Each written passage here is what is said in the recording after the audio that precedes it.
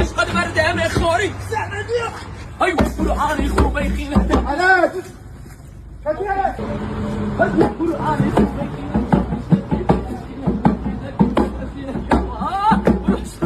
نشستی توی قلبم خود تو کردی شانه هایت را برای امان از دل تو ای که دست Run.